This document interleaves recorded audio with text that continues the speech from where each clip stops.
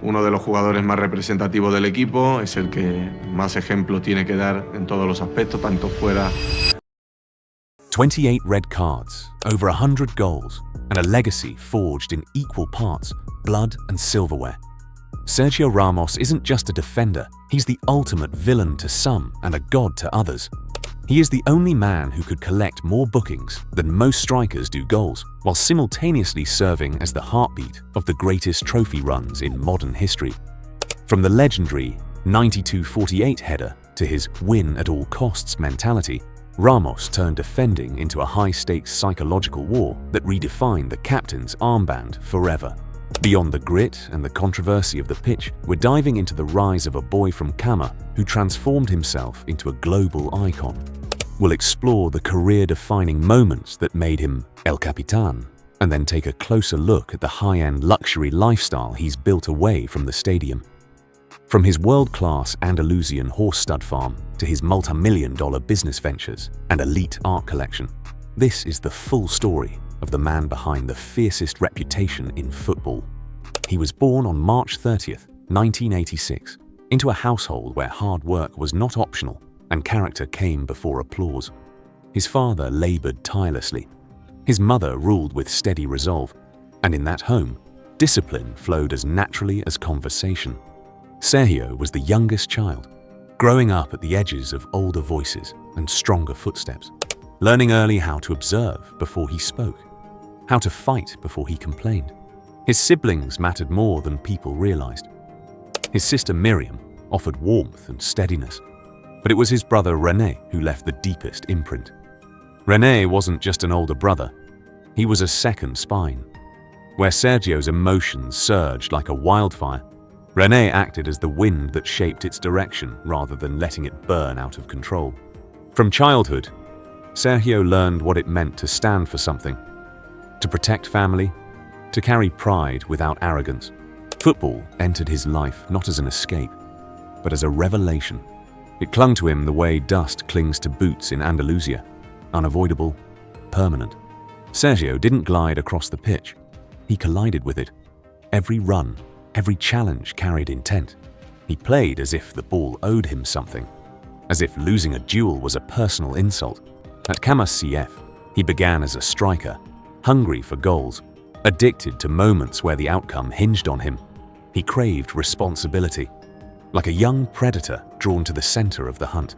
When Sevilla FC brought him into their academy, comfort disappeared. Training was brutal, competition unforgiving. He was younger, lighter, and still rough around the edges, but mentally, he stood firm. Coaches began reshaping him, pulling him backward on the pitch, away from goals and into defense. But Sergio refused to become passive. He defended the way a striker attacks, charging forward, stepping into danger, breaking lines with defiance. Each tackle felt like a statement. I am not here to survive. I am here to impose. Outside the pitch, René hovered quietly, managing pressure long before it became fame, guiding his brother through decisions that could derail others. Their bond tightened as Sergio's talent accelerated, like a rope pulled taut by rising speed. The family kept him grounded, reminding him where he came from, even as attention sharpened its focus. At just 17, he debuted for Sevilla with the posture of someone who belonged among men. There was no hesitation in his game, no sense of apprenticeship. He tackled, surged forward, and asserted himself as if experience were already etched into his bones. One season was enough. Europe was watching. In 2005, Real Madrid shattered their defensive transfer record for a teenager to bring him to the Bernabeu. The weight of history, scrutiny, and expectation pressed down instantly. But Ramos didn't bend. He hardened. Beginning at right back, he played with the aggression of a storm driven sideways, defending with force and attacking with the instincts of a born scorer. When he eventually moved into central defense, his career ignited. This was where his nature fully revealed itself. Ramos didn't protect space. He invaded it, leading the backline like a commander, turning defense into dominance. Silverware followed relentlessly. With Real Madrid, he won 5 La Liga titles, 2 Copa del Rey trophies, and 4 UEFA Champions League titles. Yet his legacy wasn't built on numbers alone. It was carved in moments, none louder than Lisbon in 2014. With seconds remaining and defeat looming, Ramos rose like destiny itself and delivered a towering header that resurrected Real Madrid's hopes. That goal secured La Décima and immortalized him. It was more than a header. It was a statement that time, pressure, and fear would always bend before him.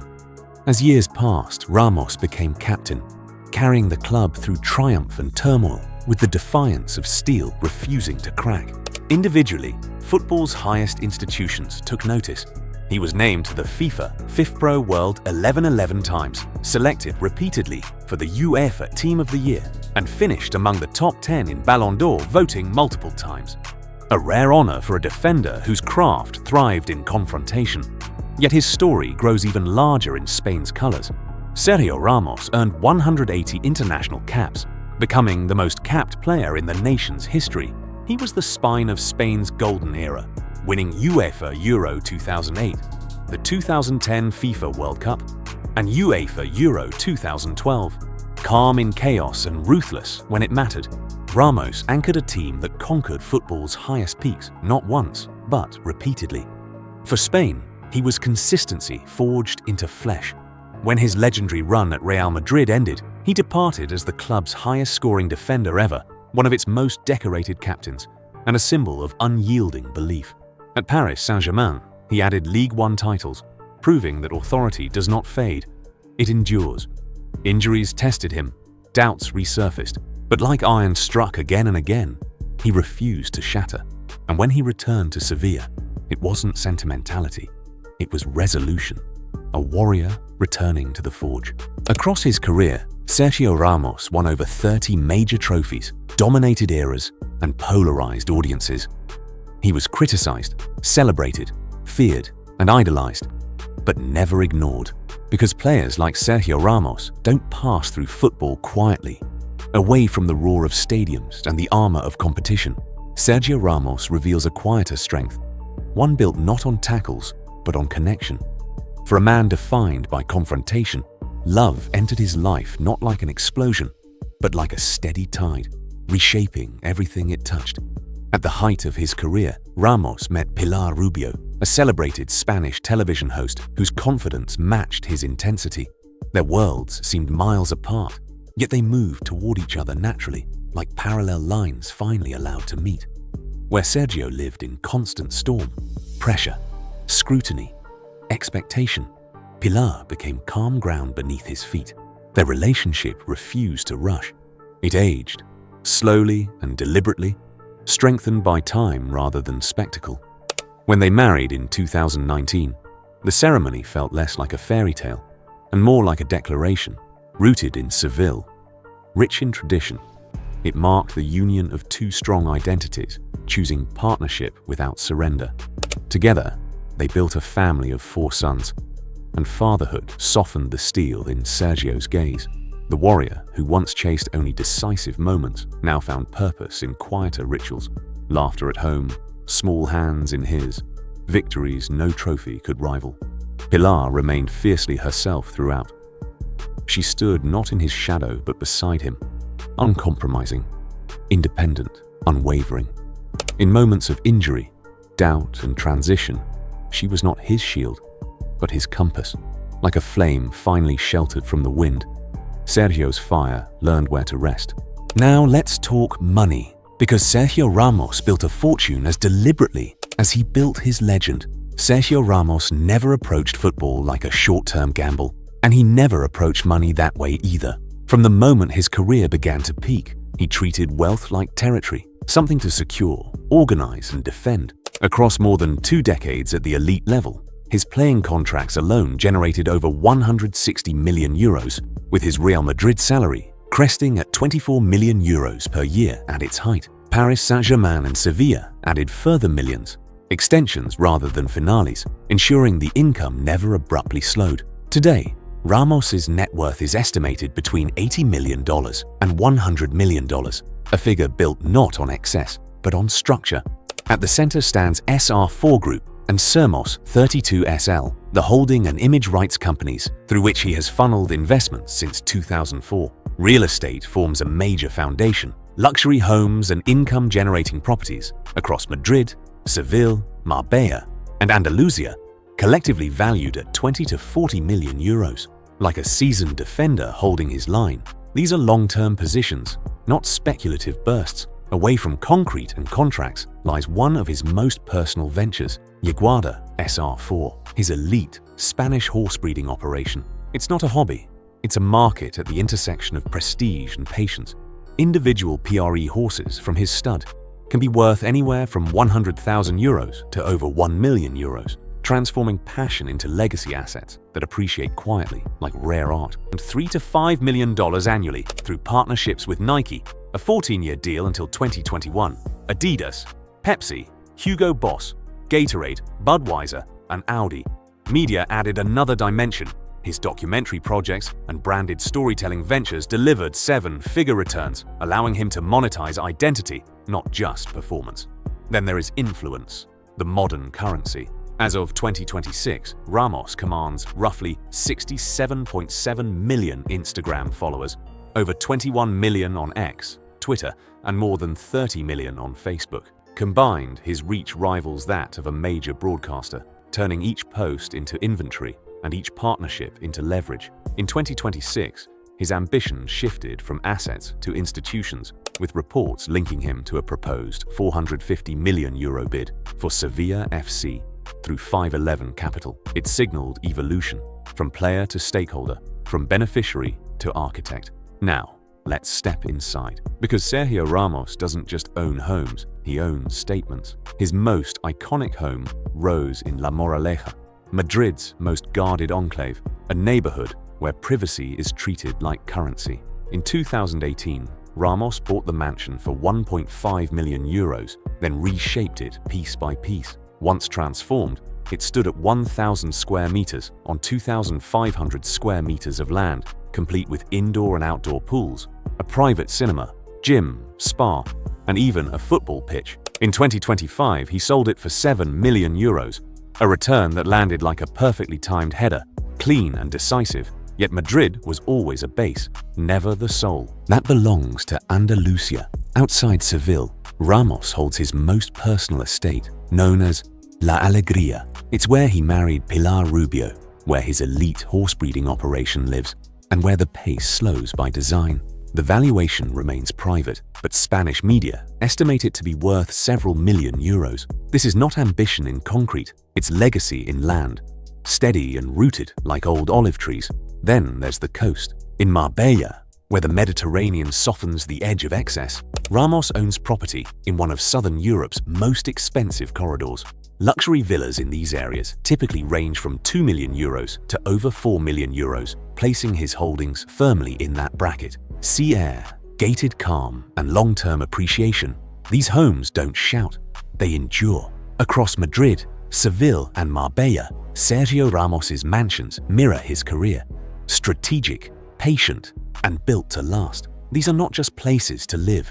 They are positions taken, defended, and released only when the moment is right. This is where his taste for power finds another outlet: his cars. His cars carry the same intent as his tackles: forceful, deliberate, unmistakable. Leading the collection is the Aston Martin D BSV12, a machine that whispers luxury while threatening chaos.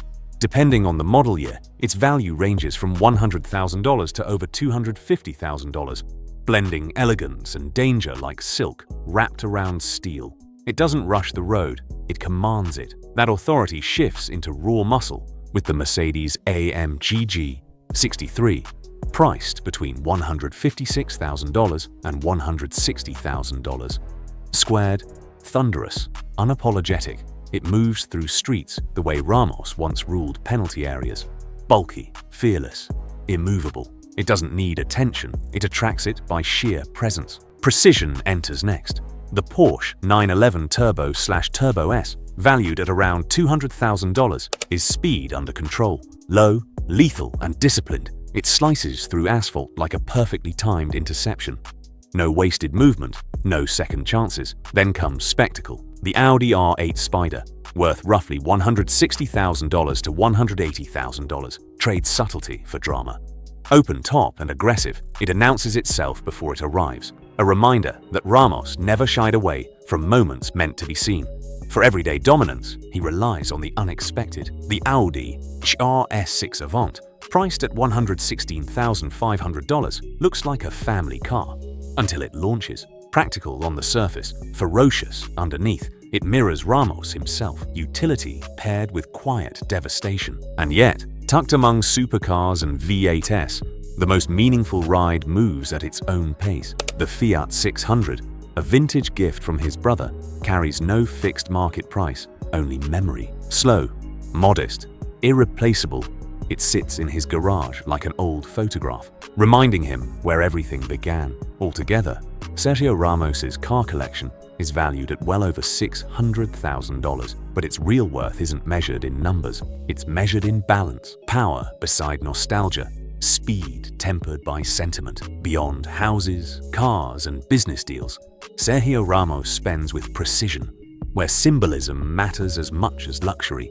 On his wrist, time becomes a statement. He favors high-end watches from Richard Mille, Rolex, and Hublot, pieces that feel more like trophies than accessories. A Richard Mille can cost anywhere from $200,000 to over $500,000, while select Rolex models range between $40,000 and $100,000.